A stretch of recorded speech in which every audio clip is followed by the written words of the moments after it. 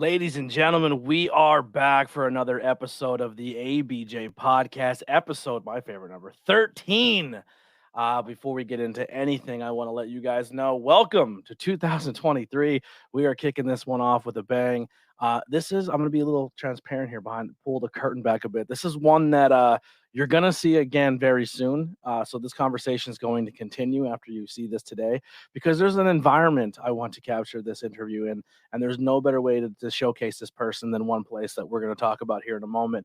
But before we get into this interview, check out the links below for all things ABJ. Brand new year 2023 collection is out. The brand new I Heart ABJ t-shirt is out. The brand new 2023 Year of ABJ t-shirt is out. All the old stuff is out.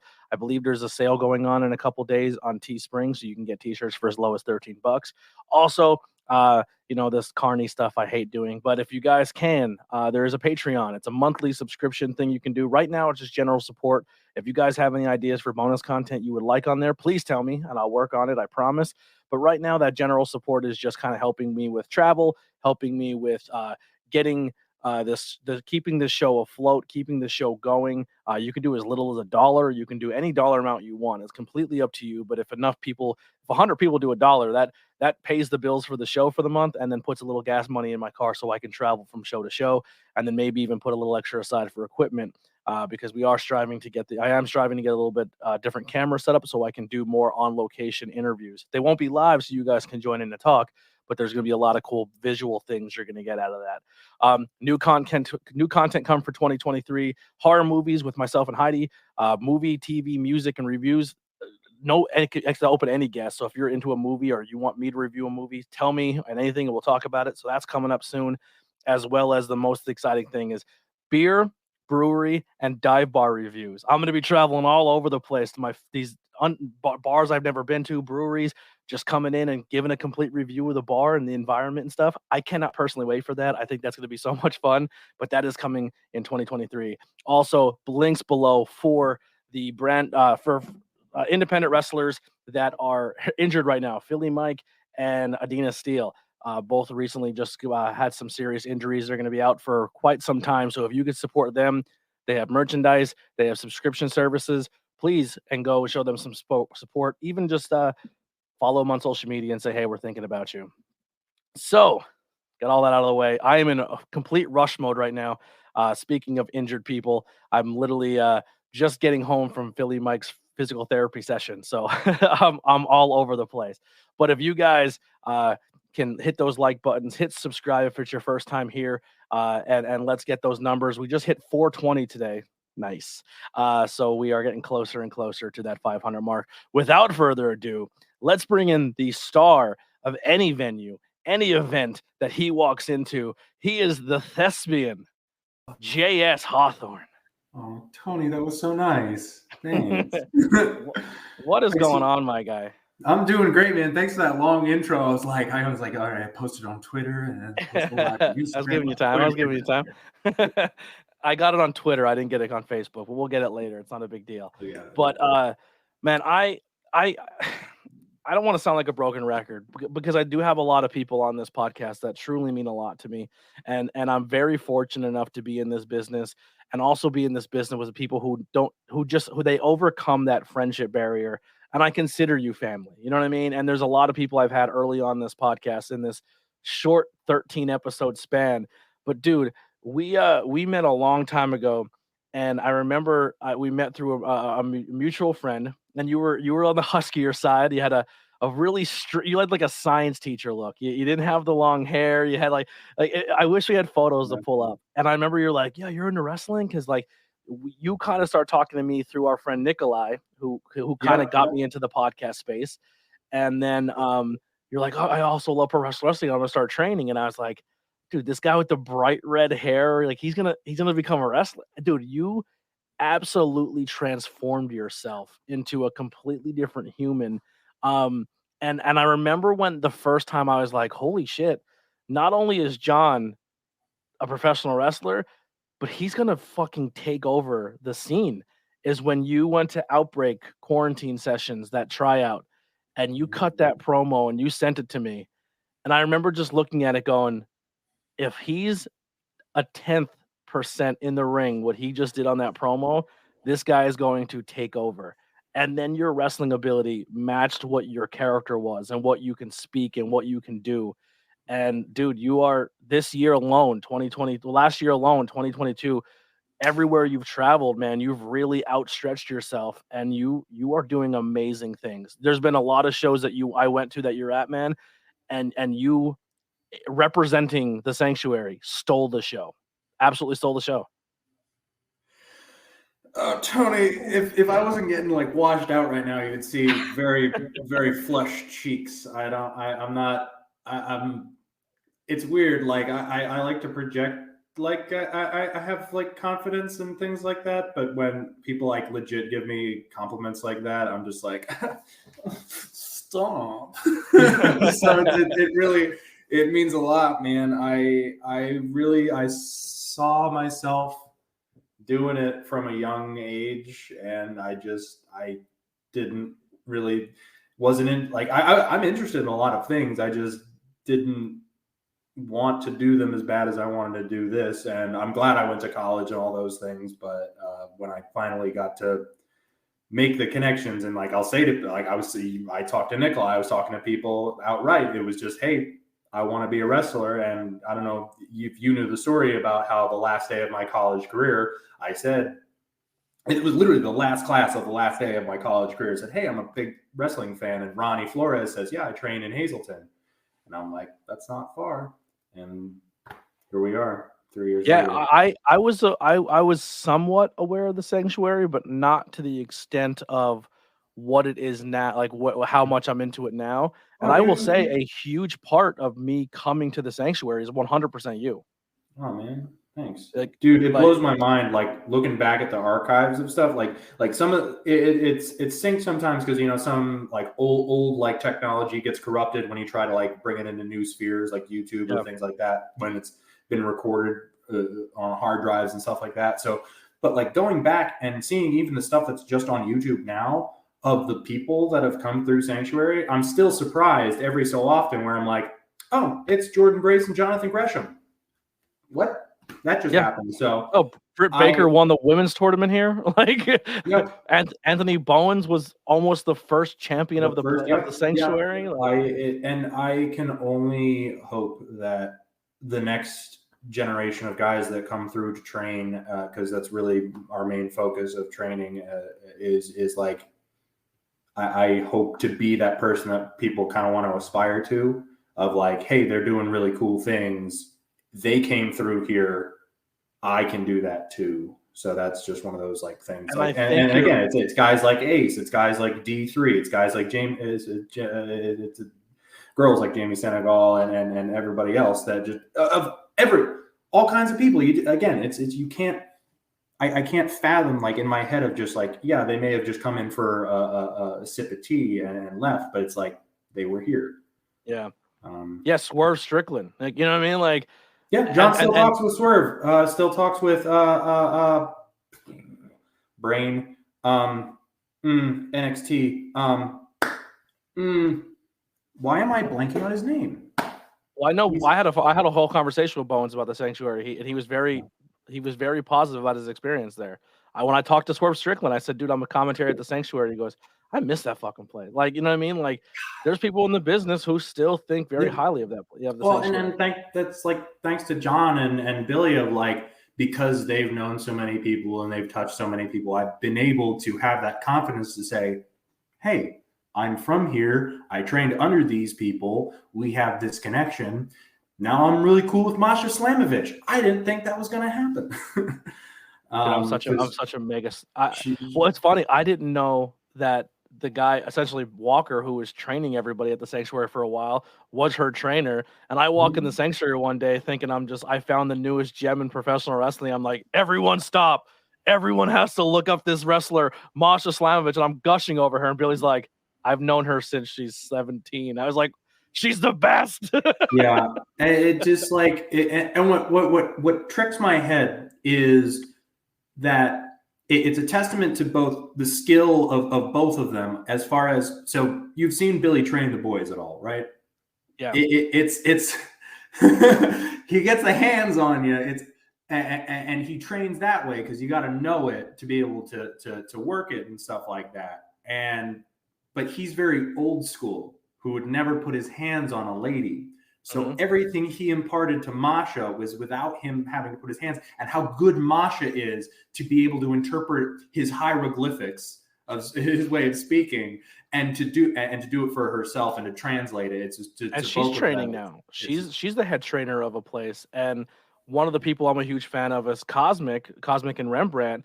And Cosmic went and started training under her, and you can tell within, and she was good before, but you can tell now of just a couple months working with Masha, this chick is, I'm telling you, Cosmic's going to be another name in the independent wrestling scene you need to keep your eye on because she's going to tear shit up. I love women's wrestling. It's the shit.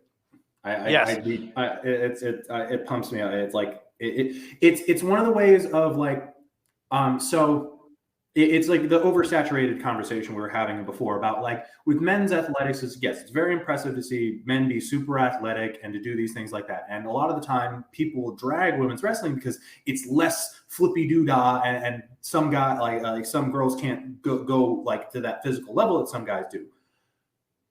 But their work and their psychology is so much better where I'll watch, I really like watching like vets, like old school, really good worker vets, like Roddy Piper when he worked with Brett, or like these guys that older and younger. So you can see how the older wrestlers are working. And the way I kind of tie that in is like, yeah, the women can't go to that physical level like a vet could, but they have to work around that, and how they work around that is so much more interesting to me and tells a better story than, oh, great, he just did a moonsault and stuff like that. And a lot of the girls are leaning on the technical prowess and the strong style, which is making it like, oh, these women are just beating the dog shit out of each other. Yeah. This is great. Like, I mean, love her or hate her for some of the controversy, but Tessa Blanchard set a bar for everybody. She essentially fought like a New Japan strong style dude and just took that into women's wrestling, and then everyone kind of modeled themselves after it. Do you know who hits really fucking hard? Riley Crow. Oh yeah. And her kid. Dude, I've been telling her. I said, you need to get to a gym. You need to buy one of those dummies that like you put in your living room and just work on kicks. I think you can sell yourself on kicks alone with, because she has she has big quads. Like she's very strong legs. Did you see the pre-show match her and I did at Frontier? I have not. No. I'll send you the link. It's the only that's the only like legit intergender match I've had so far, and I loved it. But oh my god, there were like one or two times you'll see me just eat it from her, and I'm just like, oh. She's gonna have a big year this year, I think. I hope so. I really do. Riley's gonna do some cool shit this year, and Riley can easily slide into that. I mean, it's hard to say there's a void soon coming with Masha because she seems to keep working as hard as she is in Impact as she is on the indie scene. Yeah, I think like, you know what I mean? Like I think Riley can fill that void. I'm sorry, Tony. I just fantasy booked Masha and Riley as a tag team, and I just got goosebumps. Tag team or a one-on-one. I'm okay. I don't put things out in the universe for them not to eventually happen. But yeah, we got way off track, and I love the fact that we're putting over everybody by doing that. So going back to the Sanctuary, and when I say this, I'm not saying this to badger, I'm not saying this to be negative, but the perception of the Sanctuary for a little bit of time there was not good, and I want to talk more about that with the correct person, because I think sitting down with John will definitely be something in the future that we'll be doing, and he can definitely tell that story himself because he's very open about his changes of his personal self and reinventing the Sanctuary into a different image. But I remember, like, your class of people, I think, have really, like you, Palco, Polino, like you three who are still the active ones currently, have, I feel, really changed. Like, oh shit, talent's coming back out of the Sanctuary again. Because I think there was a point there where people were like it wasn't deemed, I would think, as like a legitimate wrestling school. And I think some people there for a while there were kind of writing the Sanctuary off.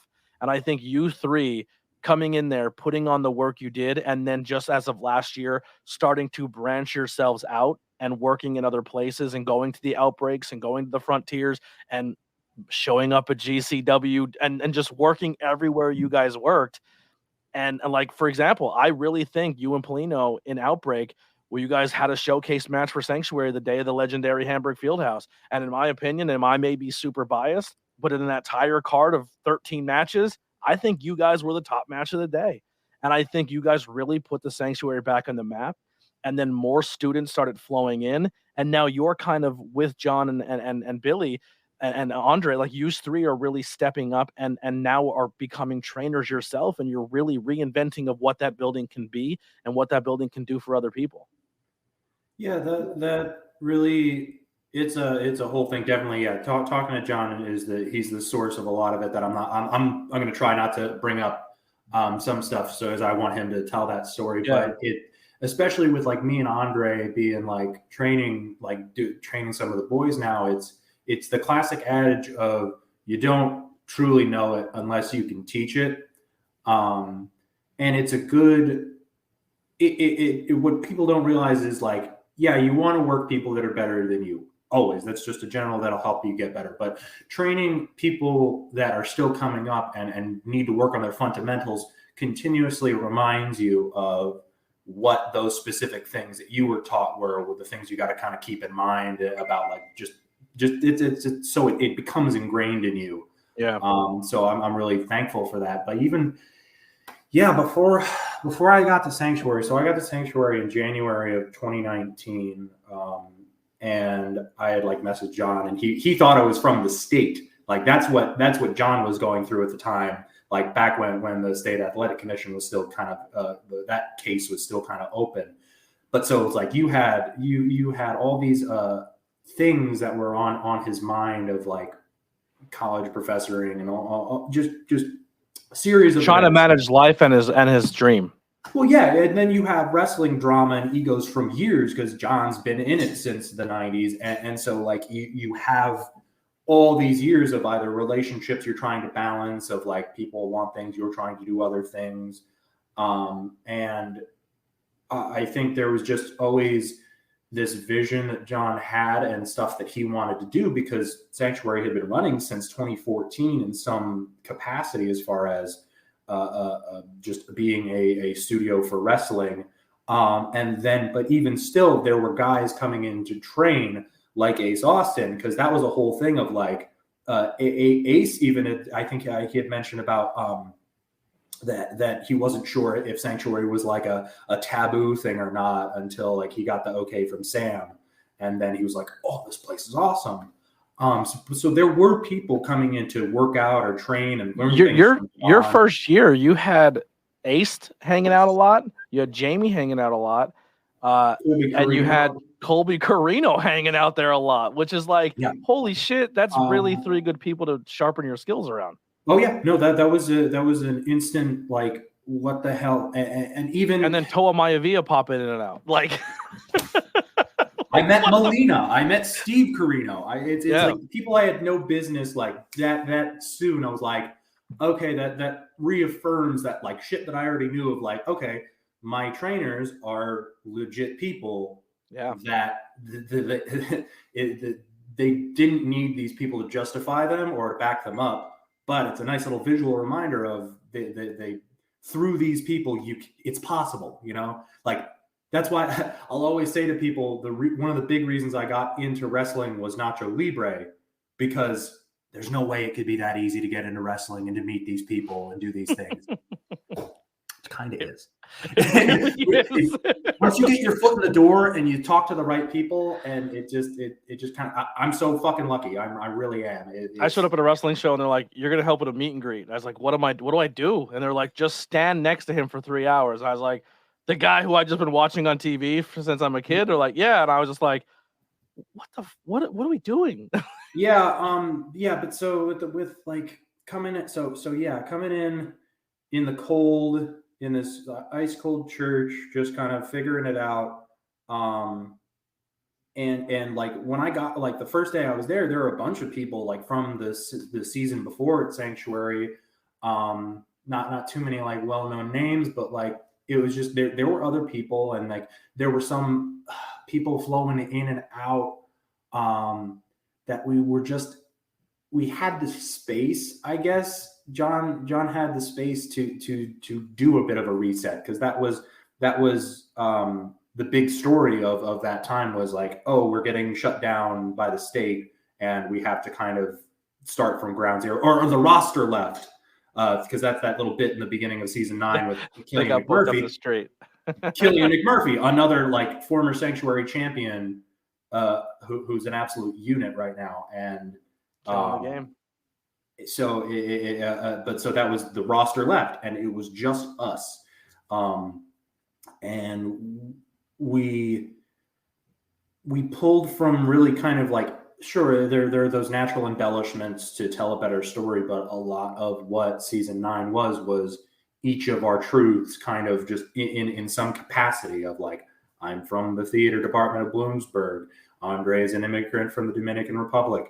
Jordan's a Republican at the time. And at the time, if you're going to be a heel, you're going to be a Trump supporter. So it's like, it's those things that just, and then you're going to fall in love with this trans person and you're not going to know they're trans until after. And he fell in love because she sang this the national anthem.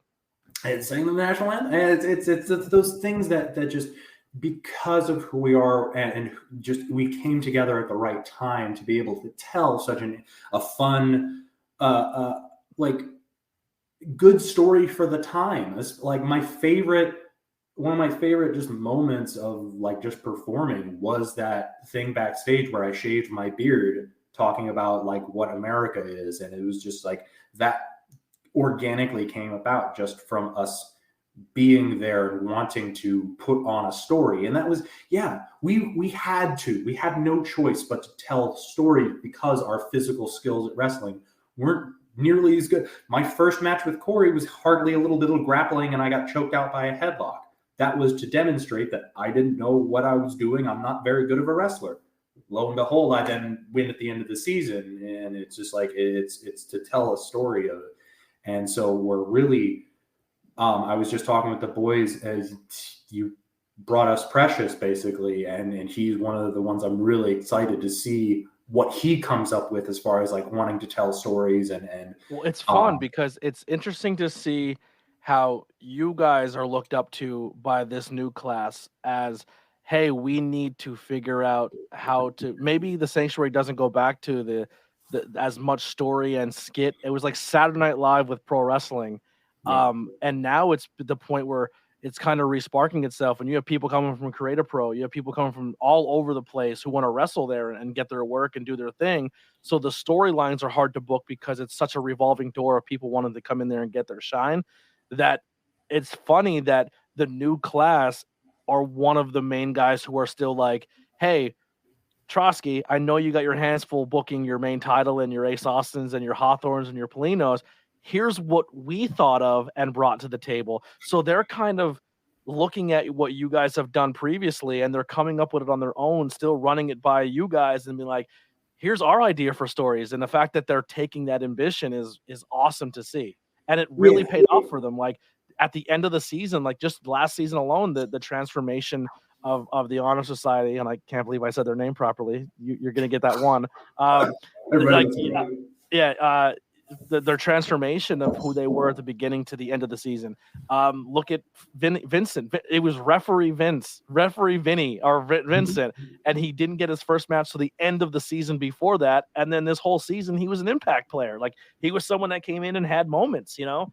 Vince and I spent the entire last winter. It was literally just me and him working out. Like, and that was the thing where I really knew Vince was going to be the head of his class, as far as I think that's probably what gave him the confidence to say I'm the A student, because he spent the most time in the ring.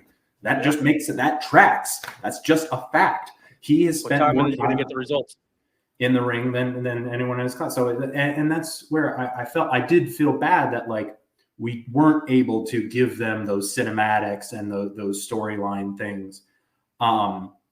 There's always another angle we have kind of always floating around in our heads for them. That's an everybody kind of thing, is we have storylines and thoughts and our list of bad ideas that Tom and I will still bring up. We're still holding on to Winter Car Wash. That will happen. That one we've been holding on to for a couple of years now. Bikini Winter Car Wash. Oh man, there were some of the ideas for the pandemic year ooh, my God, dude, because we didn't really know what that season arc, so we were just throwing out ideas and spitballing things. That was when the puppets kind of showed up too. Yeah. We'll get on to that. That's a secret. Yeah.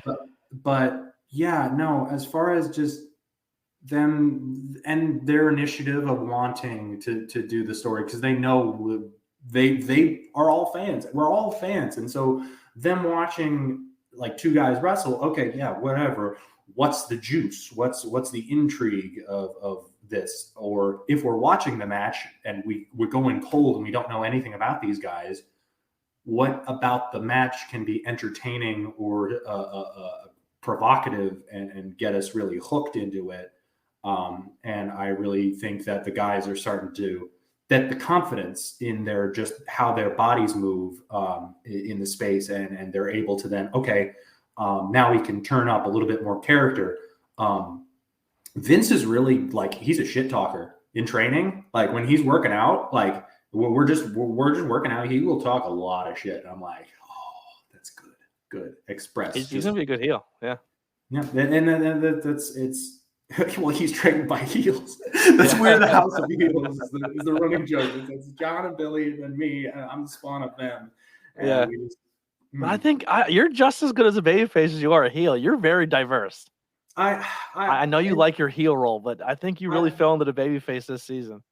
I have the kind of like nagging back of my mind judgment of myself of like jack of all trades, master of none, because I'm really into a lot of just general stuff in my life. So the fact that like I've been able to focus my acting and my wrestling and be able to push it as far as I have, really, I can smile about that. But it's like being good at everything in wrestling is this is a paraphrase from Rosh. It's like, it's not always a good thing, because sometimes like they need specific things in a promotion. Yeah. It's like, God, so here's where I think you fall into, and correct me if you think I'm wrong here, but I think if you walk into a promotion day one, your visual look, everything about you screams old school 80s, 70s wrestling heel. The body hair, your beard, the way you present yourself is everything that a heel does.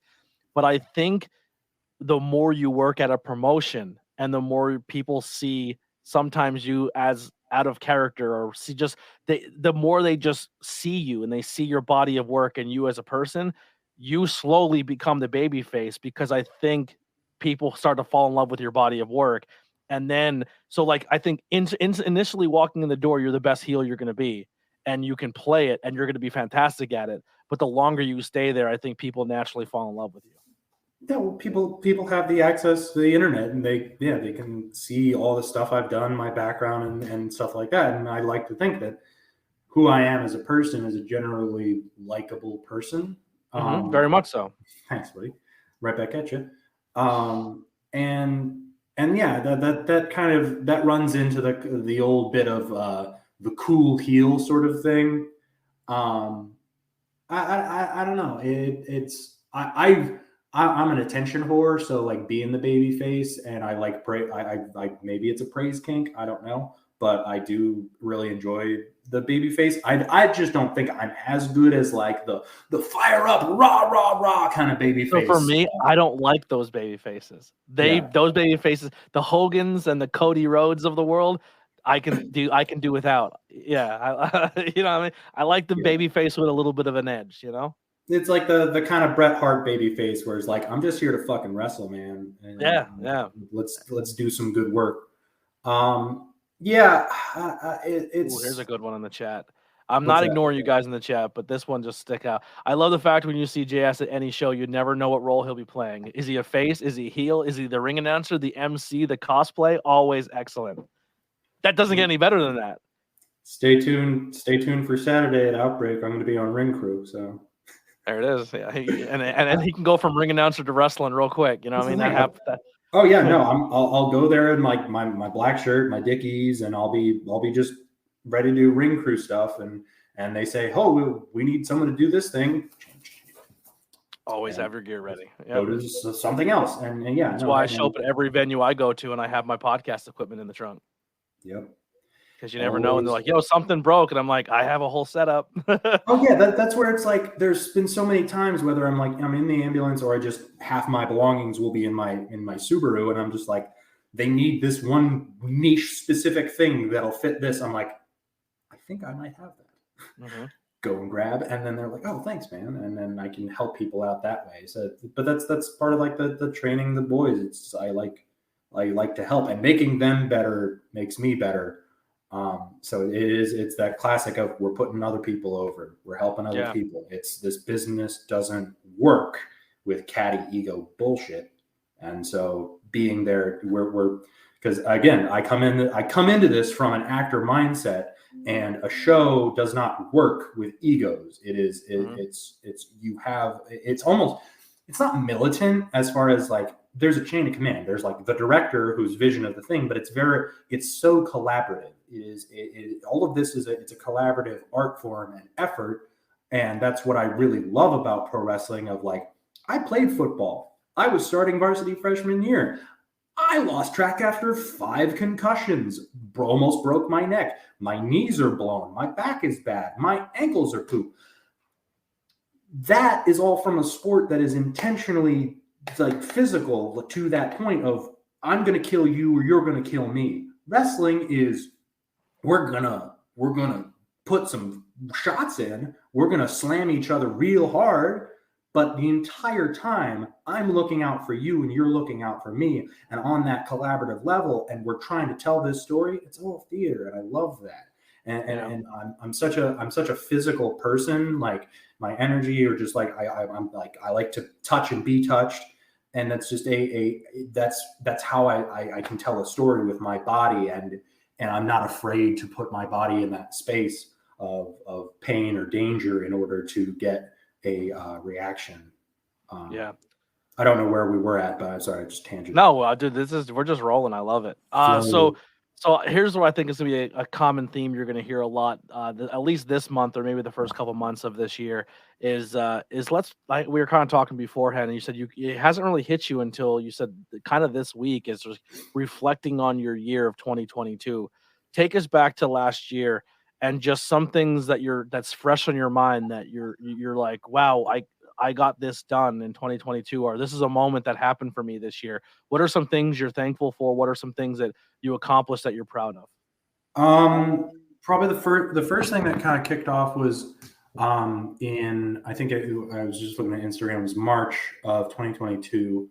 Was the culmination at Invictus Wrestling was the Takeover versus Sin angle, and that one was special for a couple of reasons. Of like, that was probably my first like arc outside of Sanctuary, at like another promotion of like, here's a stable, here's a story we're going to tell, it's going to go through its conclusion. And I felt that was really cool. But not only that, but the actual finish of the angle was the unsanctioned match, which is I still talking to Alex Sacetta, one of the owners of Invictus, about at the big super camp. I was talking to him about it. I was like, he'll still just kind of watch that sometimes and just be like, because we literally, and this is part I want to say things, but I want to keep some of the things special just for me, of just this. We literally just made each other bleed and kicked the ever-loving piss out of each other, and then hugged and said thank you, and we're so appreciative for each other. And that was like such a fascinating thing. It was just a bunch of people doing something, telling an interesting story, and beating the ever-loving piss out of each other doing it. And we all walked away from it, and that was just a magic thing. I still remember Abs looking at me so funny, because after that match, I'm bleeding from my head. I've got tacks all in my face and my arms. I'm still wearing my Mick Foley flannel and my signed Cactus Jack shirt covered in my own blood. And I'm just sitting there taking photos with these kids. And Abs is like, you could sell it, right? I'm like, yeah, I am. Like I'm trying to get some money, and I'm not bleeding like this just for nothing. Peter in the long in the chest is one of my favorite people and performers in wrestling. I love calling this dude's matches and just being around him. The vibe is wonderful. I couldn't agree more, Pete. Yeah, dude, my first season at the Sanctuary with Pete was insanely special to me, and just really learning the Sanctuary vibe, and like I said, you were a huge part of that roster and everybody else that was there. I listen. I'm not shy to say it when it comes to the place I like to fly that flag the most, man. I love me some Sanctuary. I love it. It's You know what I mean? I'm it's very proud. I'm that's proud to be a part of that situation. it's that Um, collaborative space, man. and it's a place seriously, and I'm not trying to like pull the curtain back too hard, but it's a place where we're all walking in for one reason and one reason only, and it's just the passion to make that place better, to make that Oh, place more known, and no one's leaving with anything but what they walked in. And it's and just a that place where everyone just comes to make art. that just reminded me of what he dude said about like the creative pro guys and the backbreaker folks and some wild Samoan people. Is just like the revolving door of the Sanctuary is like that. One of the things of like Sanctuary doesn't move. Sanctuary is one place in Hazleton. It doesn't have the luxury of being able to travel and be a traveling show. So it's a destination. And we want to keep it that way, but mostly it's for the benefit of the people that come and train. It's the Vinces, it's the Zachs, it's these guys that are there, and all these people. And that's how I met Colby. That's how I met Jamie. And these people are coming in, and Ace will do a seminar when he's here sometimes, and it's such a great resource. And yeah, I've seen other training schools and they do it differently and how they work and operate. And I want to like copy some things when I can get there and do stuff. And then even when I'm not there and just that's the other thing is now that I'm not in Sanctuary or I'm not in Hazleton as much right now, I have the confidence that they have such a good fundamental understanding of their work that they can improve by themselves.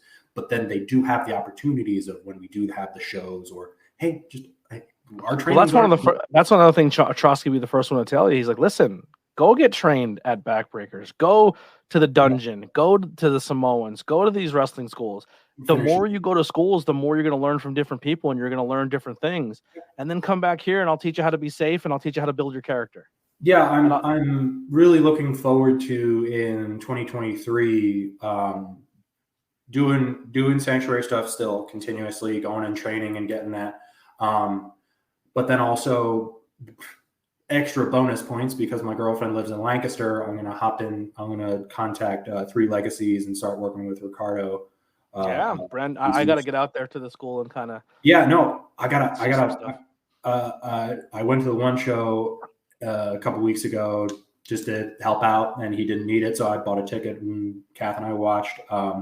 But there's Bro Keller just wrestled Tarzan Duran, and I really want to watch that. That was a cool thing.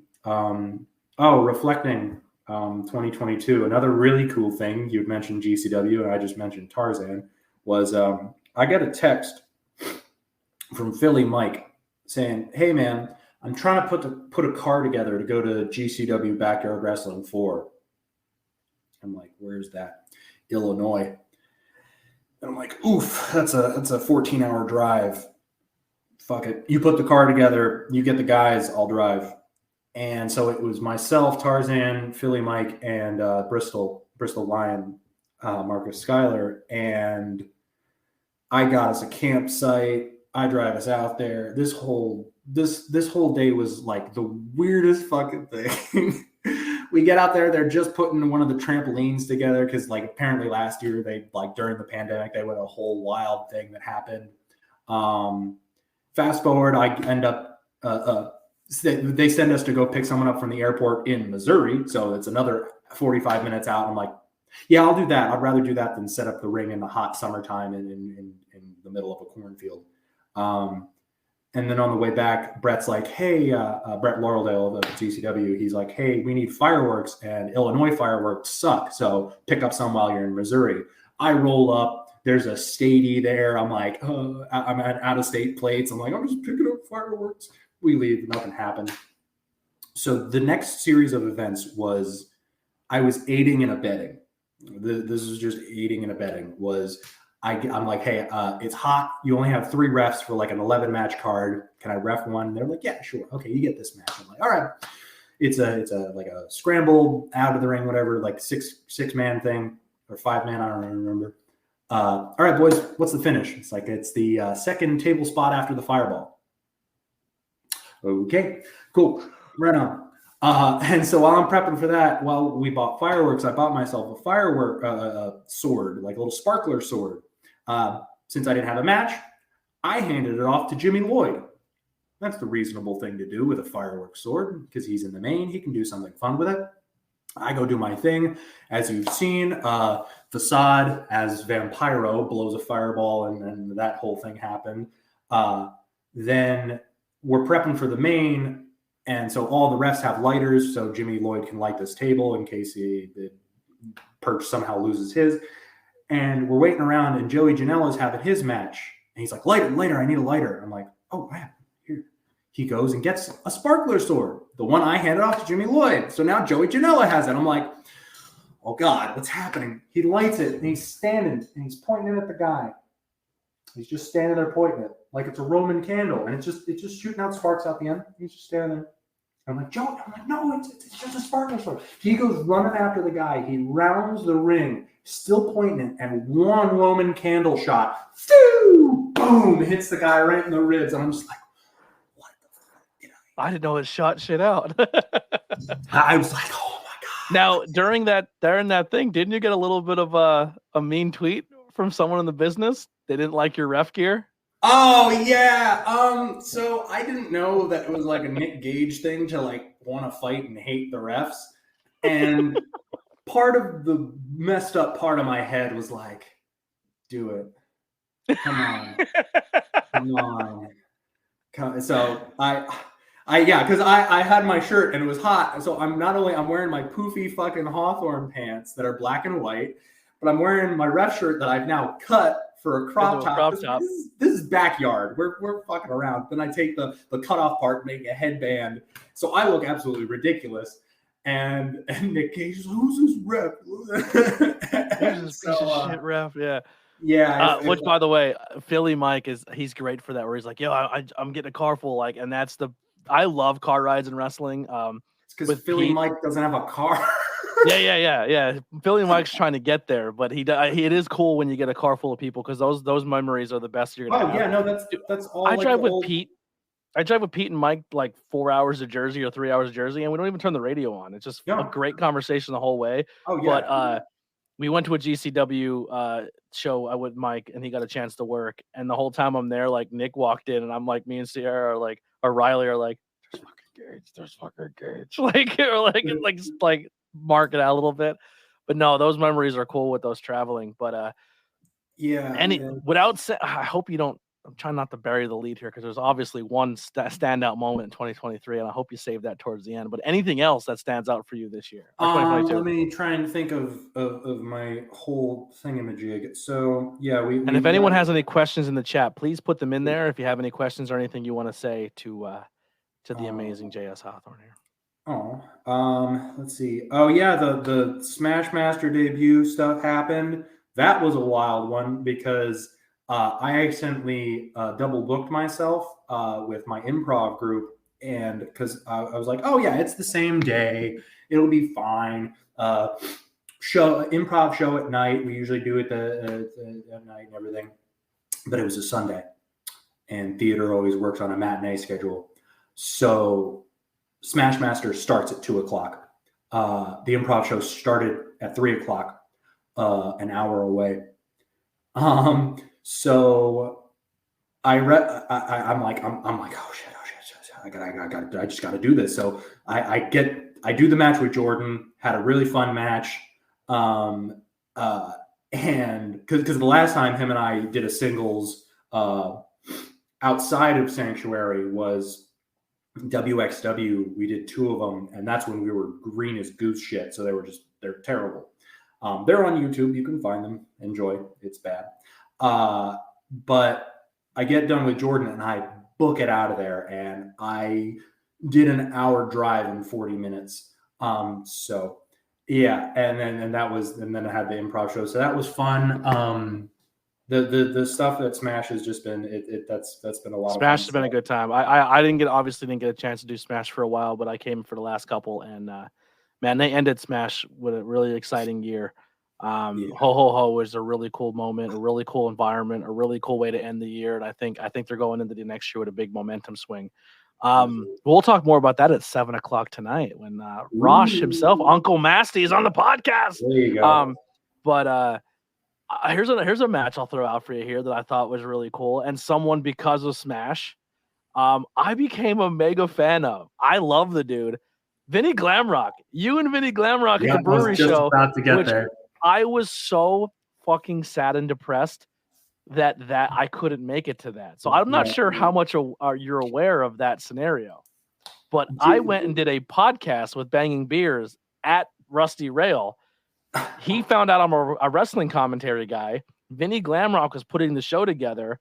Then I said, well, dude, do you have commentary? He goes, no, we never even thought of that. I said, do you have production? Do you have people filming it? And he goes, no. And I said, well, have this dude hit me up. I then put Vinny Glamrock in contact with HTW. Yep. HTW brings our boys in, and now this a venue that hopefully stays a thing every year. The brewery shows have now invaded with our group and their group. Yep. And it was an awesome moment, and I was so bummed I couldn't be there. That one hurt a lot, but I'm glad that you and Vinny had that match because it was super entertaining. Yeah, that one came about was a couple interesting things happened around that time. Was we had done, there was like a brew fest at a couple towns over that we did to promote the show with Rusty Rail. So we're doing that thing, and that's where I spit that beer in Vinny's face. Because it was like this weird lime thing. It was Brewfest Wrestling is going to blow up in 2023. I'm telling you right now. Deppin's show that he put in the middle of downtown Pottsville, people stopped drinking and they just hung out and watched wrestling the whole time. And then he did another one during the fall inside of a fire hall, and he had beer and wrestling, and people love the wrestling too. That's going to be a thing. I'm telling you. Keep putting those together because people are going to be into it. I'm actually mad about when we did that, when that setup happened, when I spit beer and ran, that I didn't get cuffed by the cops because we warned them that this was going to happen. So I'm mad I didn't take the opportunity to get taken out or get tased. That's just me. I'm sick in the head like that. But so then I did end up, one of my most favorite promos is that little 80s like making fun of anyone, because I just like fun bits. It's just a fun bit. He's such a nice guy too. He's such a sweetheart. He is. He needs to get booked more in our area because I love being around him. He's one of those guys like from the back in the day, man, and he's still like so cool. By the way, this is his business card. It's a concert ticket. Oh my God, yes, and it's got a QR code for the game and everything. It's amazing. It's my favorite.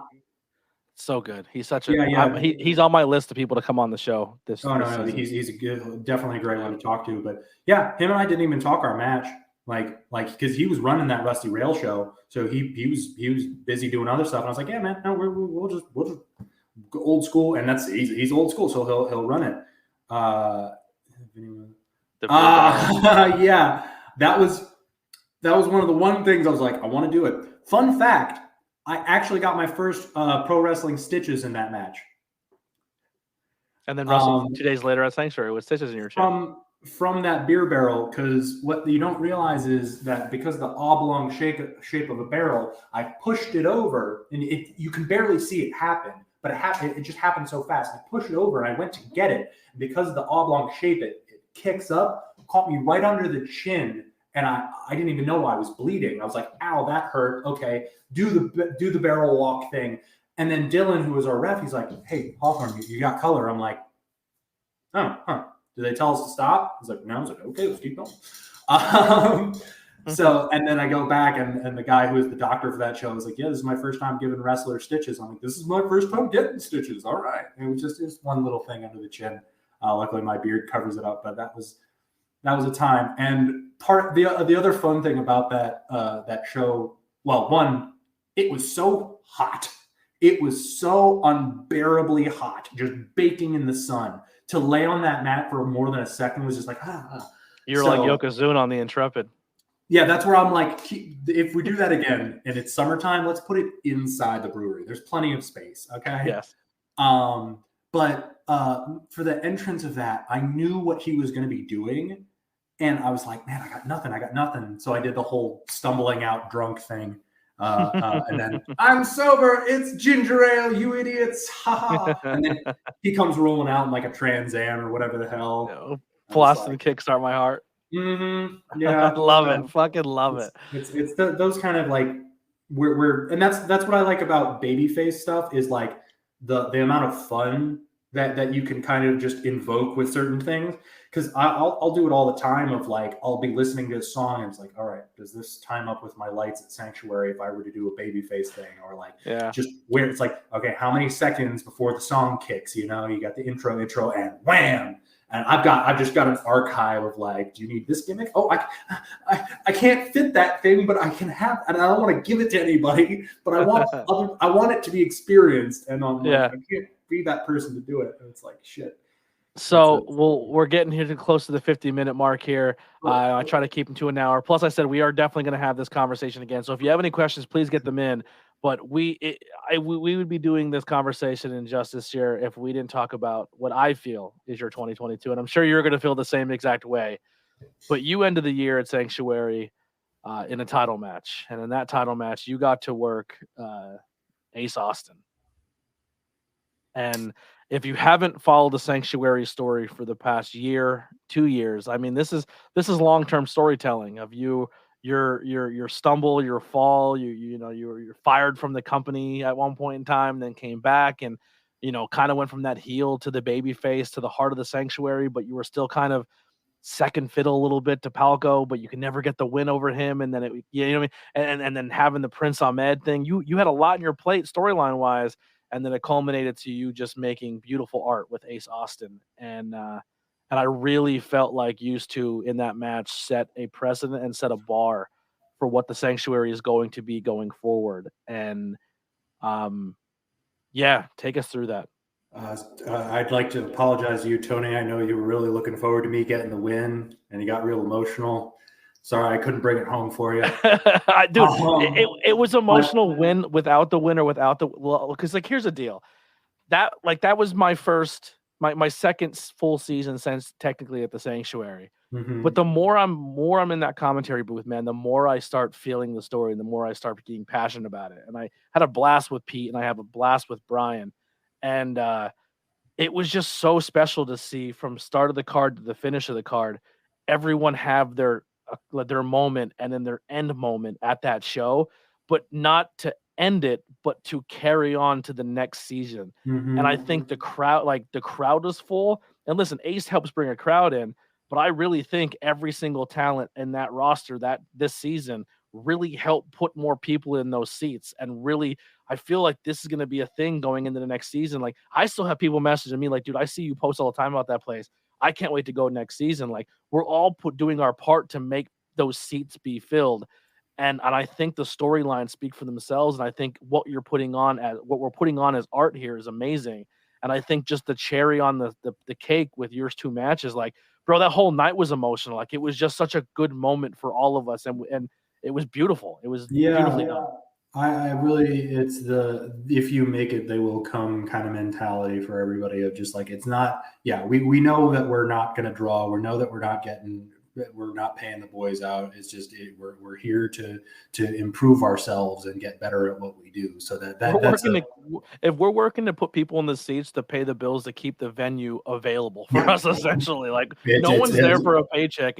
We're trying to not lose our spot, essentially. Yeah, we because everything's out of pocket for John, so it's literally he's losing $10,000 a year on it. So he's losing $10,000 for all of us to make art. Yep, to play fight. For us, to play fight, and it's a special place. I don't care what anyone tells me.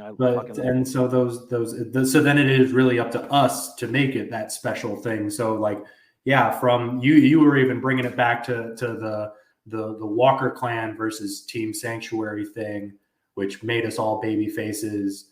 And then leading into this season this was definitely my big arc really, but still carrying on those things with those rivalries that we could. And it just, from the Stampede, that was my first time going like an hour in a match. Then Palco and I going 30-minute Broadway, first time doing half hour.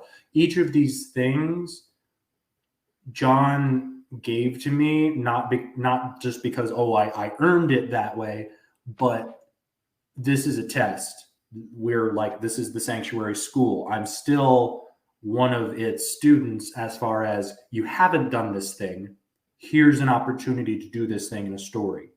You haven't done this thing yet. How do you do this? Okay, then we move on to the next one. Here's this one. And so each of those were kind of tests for me to kind of show what I've learned and to get better. And then incorporating those important things of, well, we have to get Palco over because he's about to ship out to Kuwait. So how do we tell the story of Palco? My storyline was better, by the way. Which was that? Billy Walker, I thought was going to punch me in the throat when I pitched it. I said, well, how are we pitching Jordan leave? And they go, oh, just we're going to do a shoot. Like, legit, he's getting deployed. I go, that's boring. I said, he should have been part of the insurrection and the FBI take him away.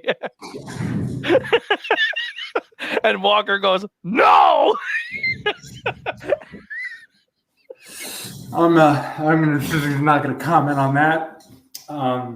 Trotsky thought it was funny too.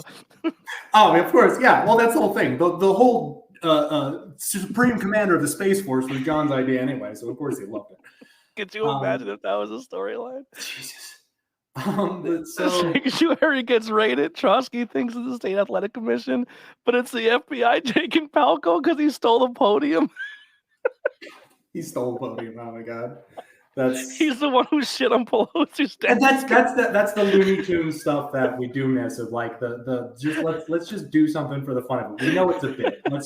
Let's just film it for fun and make content, and that's what I'm hoping we can get the students now that I'm trying to poke them a bit, say, hey, if you have something, just film a concept of it, and then if we can do it again and polish it if we really want. Hey, Hawthorne versus Palco. You can vote on match of the year, moment of the year, and a bunch of stuff like that from Smash Master, from all this. Great promo year. Leading up to that too. You guys got some. That was the thing during that. Jordan and I the promo for that. That was Jordan and I really getting back into our chemistry of, we did the stuff in the Rumble, we did that Smash Master thing, then we did our Broadway. So that was really us kind of getting back together and working with each other, because we trained up together. Those are the best people to wrestle. That's why Andre and I killed it at Outbreak, was because we had so much, most of our training was together. So I know how he moves, he knows how I move and work. And so it's one of those things, and that really helped me, Ahmed, however much we're rivals. I've seen that match 100 times, and I'll watch it 100 more. You know what I mean? I'll watch you and Prince Ahmed. I'll watch you wrestle anyone any day of the week. I'll watch Ahmed wrestle anytime I can. Like, you guys are just magic. Dude's a machine. He when they say he's a submission like specialist, like it's he almost separated both my shoulders. It's not like don't fuck around with Prince Ahmed, man. Philly Mike said his match at Smash, there was a couple times like, yo, let it loosen it up a little bit. Oh yeah. Well, that's even the thing of like he and I. And he's such a sweetheart. He's like, I'm so sorry. But in the ring, he's like, I'll kill you. Like, it hurts my brain. I'm like, stop. You're stop. But him and I were both trained by Billy, and so those kind of hook in. It's like, Mm-hmm. It's no joke. But so I wouldn't be able to do that story and have those moments without Jordan, without Andre. And that was the story we told in the Rumble and the Stampede with Andre. And then he got his thing with Marcy. I wouldn't be able to do it without beautiful Ahmed. Match. And then the culmination with Ace that was the first time I had done 2 matches in one night, let alone 2 matches of such significance. 2 matches in one night, and probably a match with, in my opinion, and I'm not saying it just because we're buddies with him, who I think is legit going to be the face of professional. Like, the way we talk about AJ Styles now is how we're going to talk about Ace Austin. I fully believe that. Just the everything is archived. Everything By the way, is that's an Ace visual. Austin Chris Bay new shirt right there. Nice. Ace is young, and that's the killer. Ace is younger than I am, but he's been in it for twice as long as I have, and so he has those reps. He has the work ethic. God damn, does he have the work ethic? Did I ever told you I did a leg day with Ace Austin? That was silly. I couldn't walk for a week. I legitimately could not walk properly for a week. And his legs like an NFL running back. You know what he said to me? He says, "Yeah, we're going to do a light leg day." The dude is unbelievable, and he has he's got the support of Georgia Lee, who's just a sweetheart, and she's going to do amazing things. Bro, I'm not gonna lie, emo Georgia Lee is probably the coolest thing I've ever seen in my life. God damn, there I go simping again. It's like Rhea Ripley nowadays. Like I can't. That's my but they're just middle school kid coming out. But they're good people, and I was so thankful for Ace. Was like, I'm part of me is like glad that the finish was lackluster. Personally, with me and Ace, I was like, it was just kind of happened, and we were just like, oh, it just. But He's got me on commentary. I thought 100% you're leaving the title, and then when it didn't happen, I was like, oh. Well, yeah, and it sucked. It sucked the air out of the match. It was just kind of like, oh, it just. But I'm not upset about it because it's the classic bit of leave them wanting more. And that's also for me is I want more out of that. And now, because I've replayed that ending, it's like, oh, what if I did this, and this? That would have been so much more of a compelling ending than just happening. So, but Hawthorne Ace 2 will happen. I guarantee that. That's just. I've got a bunch of goals that I want. The first thing I seen, I when it happened, I was like, "Oh, they got me!" And I'm on commentary, and they got me. And then I went, "I fucking wanted this so bad for John." And then I went, "Oh, Ace is coming back again next year." You know what that guarantees? Which is always great. But and I kind of want to ask, repose this question to you. So, like how you said, you had such an amazing year wrestling. You and Philly Mike's match at the Sanctuary, I think on a first Friday it was fantastic. You and Vincent Chase had a good match this year. You know what I mean? Like working Prince Ahmed as much as you did, working Palco, working Andre. What is it working like all the people you've wrestled in your career? What is the difference of wrestling in Ace Austin? What is the experience like just grappling with him, mentally working with him, putting the match together? Like, where does it rank working with a 2-time X Division champion and someone who's on the indie scene still? Like, is there a clear drop off? Or is there people on the indie scene that you're like, wow, they're right up there with an Ace and we don't know about it yet? Or is he just is he light years ahead of everybody? In a positive way. This is not to put anybody down. No. Yeah, absolutely. I was studying Ace before because you want to know about these guys.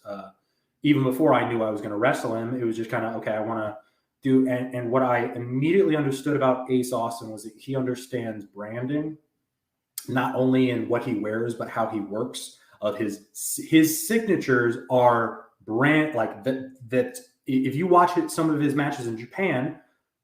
The matches will have these 4 moves or whatever. They will have them. And so his ability to kind of have those staples of things that people will recognize him as, and then add in all the other things that shows just how like good he is. Like he'll do the little card slit thing. That's just one of his, that's Ace Austin. That's right there. Boom. No one, that's Ace. So to do those things and have those like triple, like the spine buster, the people's elbow, the fucking urinal, like every top guy has those 2 or 3 things. Yeah, that's one of those marks of someone who knows these things. Muscle density. The dude is what 5'9", 5'10", and just a brick. What do you think he weighs? Oh man, he's got to be 2. Like there's no way he's not over 2. You know what? We just talked about this the other day. You know what Darby Allin's listed up as weight online? Huh? 180. I said not a chance. No. Yeah. But no, yeah, but again, it's that muscle density that you can't. Yeah, okay, you can have show muscle, but Ace has the go muscle to go with it, and it shows. And his explosivity has always been something I've paid attention to.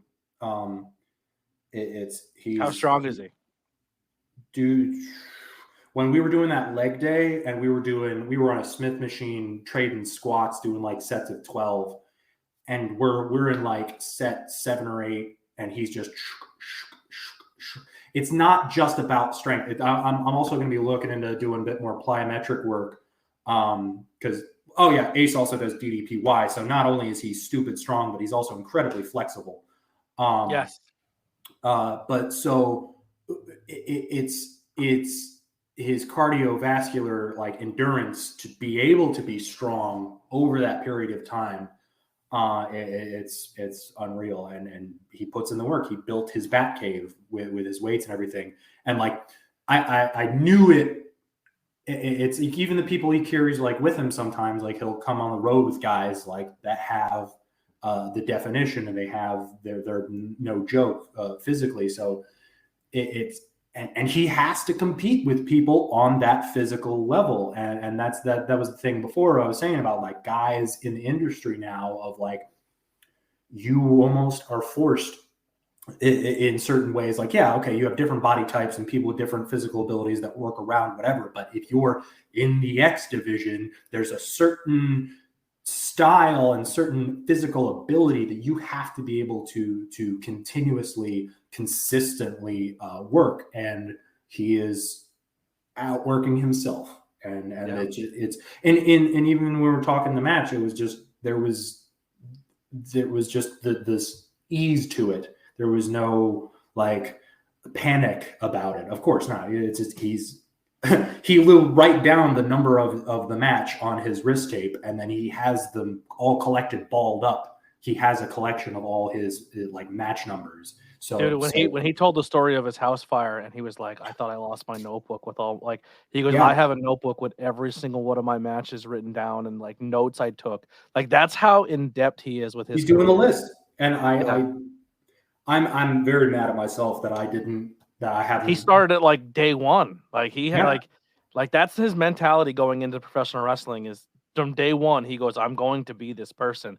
And he literally made a journal about it. Like that's the kind of things that people don't know about this guy, that like when his career is done in 30 years, 40 years, he's going to have a book that you can probably like he could publish of his notes and his like he's just such a good human. And like I said, he is going to be a absolute megastar, and it's unbelievable. We'll end here with this question, and then we'll get out of here. Everyone online is doing it, so I'm going to start asking it in podcasts. I think it's a nice little clip we can put on the internet for people to see, and we can speak things into existence. What's your hit list of 2023? Who do you want to work, and where do you want to work? Let's put some names out there. All right. So I had put Ace Austin 2 will happen. I would like a Damian Chambers 2 because he's part of the reason I was fired the other season. So that's one of the Ace Austin guys I would mention. Darius Carter too. Ooh, Darius Carter. I'll watch him wrestle every weekend too. He's so talented. Yeah, no, it's I intergender. I don't care who. I just want more intergender wrestling, just to be out there. Man, I'm trying to go to Canada. I'm trying to go to Europe. Specific promotions, it's really hard. I want to get back down to North Carolina to see Colby, maybe wrestle Colby Carino, maybe do Deadlocked Pro. I'd like to go to Firestar Pro Wrestling in North Carolina again at some point. There's just there's so many. There's just places in Jersey that I haven't worked too much. Man, it's really hard to think of like specific names of places.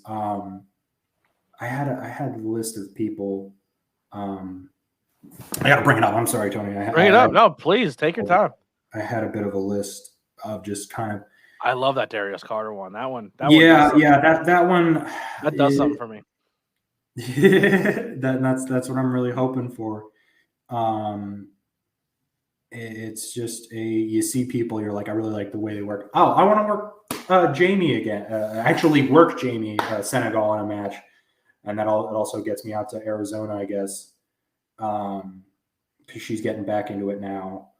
Where is it? I have some people who express a lot of interest in the sanctuary that hopefully I get to bring along for some First Fridays from the Jersey scene and a few other people. Some really cool characters. So, and that's part of the other reason why I want to be going out and networking is to get these people to come back to Sanctuary, or they see me, they know that I'm from Sanctuary, and they want to look into it the way they look at the Ace Austins and the Anthony Bowens and the guys that have passed through.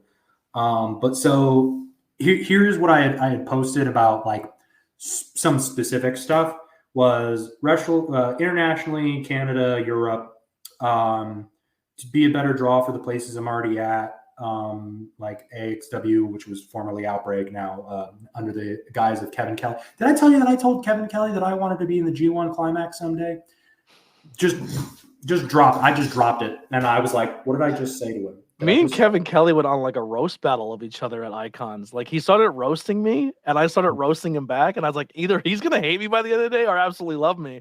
And then we went and ate pizza together. So I think I'm on his good side. Good, like he kept like saying, nobody wants to listen to your stupid podcast. Stop handing stickers out. And I go, didn't The Rock call you a hermaphrodite? Shut up. Nice. And then Ian Rickenbacker and Joe Dabrowski came over, and I go, finally, some good commentators on this side of the room. Like we just roasted each other all day. It was fantastic. Oh, I also now that I'm looking myself in the image, I guess hang on. Now I'm feeling a bit more oozy, I guess. Yeah. Anyway, it's because when you should do that as a bit. You should come out with the honor. You should wrestle Alpha Jr. in an honorary ooze shirt. That'd be funny. Speaking, I'm trying to, as I said before, train at Three Legacies a bit. I'm going to be hopefully going back to the CZW Combine on the 15th this year. If you were at a venue where Alpha Jr. was at, and they were like, yo, there's a big surprise coming, and they hit the Bloodline music, and you just came out dancing without showing your face right away, I'm guaranteeing at least 10 to 20% of the crowd will 100% think Sami Zayn legit showed up. 100%. You need the pants. Yeah, people would buy it for a little bit until they actually caught a look at you. But at first, they would 100 like, oh my god, that'd be amazing. Please, someone book that in 2023 before this bit heads up. Can't. But yeah, I'm trying to get to CZW a bit more for training and stuff like that. It's tough because they're down in Jersey, so the travels it's tough sometimes. Do new states, new promotions, blah blah blah. Well, if you do CZW, I need you versus one person down there. Who's that? You and Deshaun Pratt. Yep. Thought about that one. Yeah. That's a good one on my list. I'm trying to put together seminars for acting to bring to like backbreakers. I've already had kind of discussions about doing that. I did a little bit of a experiment with some of the boys, and Rosh was there for it, where I just kind of took them through some acting exercises. So this is my actual specific like wrestling list: was wrestle or tag with Jamie Senegal, wrestle Colby Carino, wrestle Ace Austin round 2, tag with Rosh the Mastodon, wrestle Killian McMurphy round 2, because I haven't done that since the Outbreak quarantine taping. Yeah. Wrestle Masha, that was one of my other intergenders. Wrestle or tag with Hamlet Hurts You, obvious reasons. And then wrestle or tag with Darius Carter. Wrestle Damian Chambers round 2, and then I don't know, tag. Just I want to get better at my tag team stuff. Yeah, but those are just a couple. I have so many more just like in the back of my head that I don't think about. Oh, enjoy wrestling. I want to get out to Pittsburgh and do enjoy wrestling. I want to work. If you make a car ride to Pittsburgh, I'll go with you, because that's a city. Yeah. I even if I don't get booked, I would love to experience the Pittsburgh scene. That's my thing. I don't care promotion right now. but I would love to just say I did commentary in certain towns and certain cities. Yeah. Like that's my Yeah, no. Rosh and I were doing a bunch of research the other day, just watching their shows and like their Rise is a pretty cool promotion. Rise I talked good. to Jason Hendricks about they're pretty solid. But all right, ladies and gentlemen, that's gonna do it for episode 13. J.S. Hawthorne, thank you so much, my guy. I appreciate you so much. I appreciate you. It's nothing but the world that's gonna happen for you because of your work ethic and just who you are as a person, because you're just a good human. You ended the year. You ended the year as an amazing wrestler. You ended the year with some with a partner, which is amazing because she's a doll, and I'm happy for you in that aspect. And your whole world is just changing, and I love this for you. Let's keep grinding. Let's keep doing this. Where can people find you on social media? Where can they buy some merchandise? All your links are below, but just kind of put them out there for the people. Yeah. So just throwing in J.S Hawthorne to any social media should get you there. But I know my Twitter is the JS_Hawthorne. I think my Instagram is like @ThespianHawthorne or something like that. I have a pro wrestling tees shop. You can find my stuff. I've got a couple designs there. I'm trying to get this in a different font to be a shirt eventually. And then I think I have other tees. I can't remember the actual website, but yeah, Facebook thing. My TikTok is KiltWizard72, I think. Yeah, I don't think I added that one in there, but that one's just for fun. Yeah, and then that's my name, my actual name. I'm John. Hi, I'm an actor. That's what I do. The Hawthorne thing is just an extension of myself as a role that I'm gonna give a little inside baseball of why do you do J.S. Hawthorne and all this acting things like that? Because if I were to fight people as me, I'd be in prison because you don't want to fight me. I don't have morals. Thanks. That's what you're saying. It's like, oh, you're just generally a nice person. It's like, that's because I'm acting. Like, because we bottled it deep down inside and hope it never comes out. I'm channeling my violence through this other guy, so you don't have to deal with this. Yeah, guy. I just make jokes. Yeah, just compensating. Just keep Thank smiling. you so much, Anthony. I appreciate it. No, I love you, brother. Make sure you guys check them out. Also, if you can, the links below for Adina Steele and Philly Mike. Support those guys. Go give money. Yeah. Donate. Help. Merchandise for ABJ is down there as well. At the Patreon, if you want to, I'm going to push the Patreon a little harder. I know it sucks. I hate doing that Carney stuff, but it helps the channel and helps the brand keep going. Also, too, if you listen to this on the audio side or video, head over to Facebook from my link, and there's a way you can leave reviews. You can leave a review for leaving on Spotify. If you're listening on Spotify, click the "What did you think of this episode?" and leave a review. I want to start reading reviews on the show. So before the show starts, when that beginning thing starts, I'll shout out your name and what you thought of the previous episode. Thank you so much. Come back to us tonight, live once again on YouTube, Facebook, Twitch, and Twitter. For episode 14 with Rosh the Mastodon. We're going to talk all things Smash Master Wrestling, as well as his journey into professional wrestling. Another dear friend of mine who we get to sit down and talk and have some fun. So we'll see you guys later on tonight at 7 o'clock. Here's some outro music by the wonderful Billy Trey, who just sent me new music for some other projects coming up. Let's get out of here.